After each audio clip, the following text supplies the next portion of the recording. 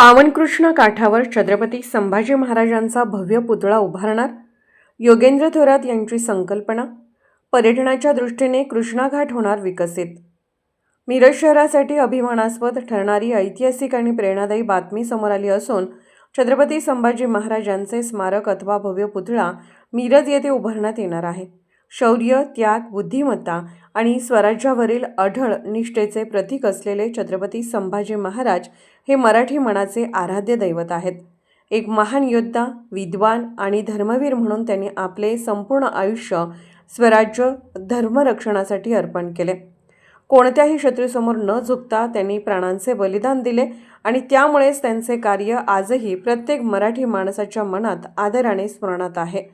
युवा पिढीसमोर छत्रपती संभाजी महाराजांचा आदर्श कायम राहावा या उद्देशाने मिरज येथील कृष्णा घाट येथे ज्या ठिकाणाहून सांगली जिल्ह्याची सुरुवात होते त्या पावन कृष्णा काठावर पूररेषेच्यावर स्मारक अथवा पुतळा उभारण्याची मागणी करण्यात आली आहे. ही मागणी माननीय योगेंद्र भगवान थोरात यांनी ठामपणे मांडली असून या स्मारकासाठी जिल्हा नियोजन समितीमधून 3.25 कोटी रुपयांचा निधी मंजूर करण्यासाठी पालकमंत्री व आमदार सुरेशभाऊ खाडे यांच्याकडे प्रस्ताव सादर करण्यात आला आहे. निवडून आलो किंवा न आलो पण दिलेला शब्द पाळतो अशी ओळख असलेल्या योगेंद्र थोरात यांच्या शब्दावर नागरिकांचा विश्वास असून त्यामुळे लवकरच मिरजेत छत्रपती संभाजी महाराजांचा भव्य पुतळा उभारला जाणार असल्याची भावना व्यक्त केली जात आहे. हे स्मारक मिरज शहराच्या ऐतिहासिक आणि सांस्कृतिक वैभवात मोलाची भर घालणारे ठरणार आहे.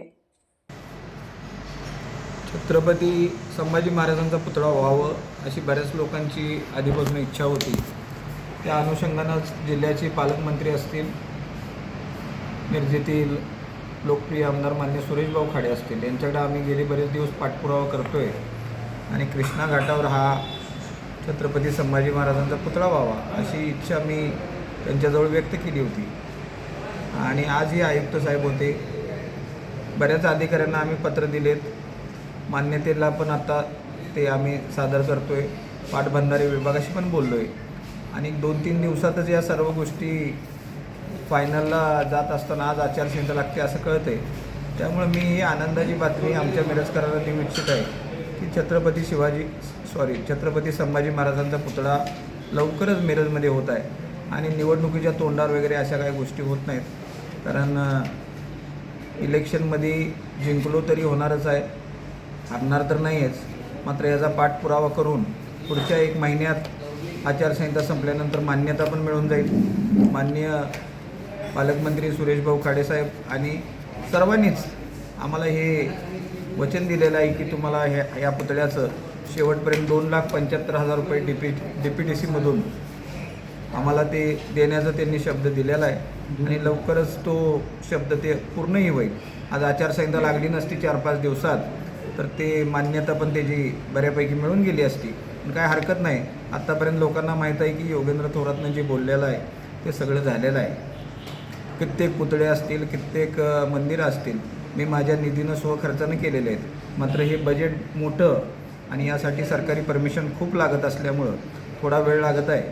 तर या 3-4 दिवसात जर आचारसंहिता लागली नसती तर या गोष्टी पूर्णत्वास गेल्या असत्या. कालही माझं आणि सुरेशभाऊ खाडे साहेबांचं बोलणं झालं आहे की अशा ज्या गोष्टी आहेत त्या आपण नक्की पूर्णत्वास नेऊ. आणि जसं महापालिकेनं सांगलीमध्ये टेंडर काढलेलं आहे तसंच आपल्या इथं पण लवकरच टेंडर निघेल, पण DPTCच्या माध्यमातून निघेल, म्हणजे शासनाच्या पैशामधून निघेल आणि शासनाच्या जागेवर निघेल. खूप चांगल्या प्रकारचं ही डिझाईन आहे, आपण सगळेजण पाहू शकता.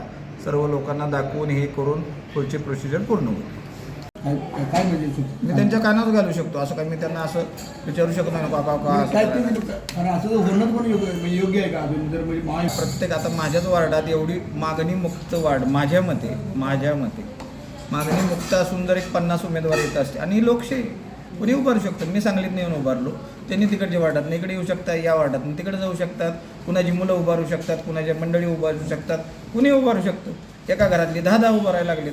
लोकशाही आहे, लोक ठरवणार कुणाला मतदान करायचं. त्याच्या आधी त्या माणसानं काम केलं असेल तर निवडून येईल. कोण जातीवर मतं मागायला लागले, कोण पैशावर मागायले, मी काम केलंय त्याच्यावर मतं मागायला लागले. काम केलंय, करणार म्हणून नाही, करणार तर आहेच. हा फरक आहे. दाखवा बरं माझ्या वार्डातून एक खड्डा दाखवा. अहो जे लोक माझ्या विरोधात उभे होते त्यांच्याही दारातली मी रस्ते केले. नाही माझं काम आहे. निवडून आल्यानंतर कोण आलं नालं कोणत्या जातीपातीचं नाही. तो नागरिक आहे, त्याला ते नगरपालिकेचा टॅक्स भरतो.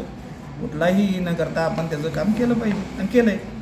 शासकीय योजना 8,000 लोकांच्या दारात नेलेल्या आहेत साहेब. फक्त ती भांडीपेटी नाही, स्कॉलरशिप मिळाली 3,000 लोकांना. लोकसभा आणि विधानसभा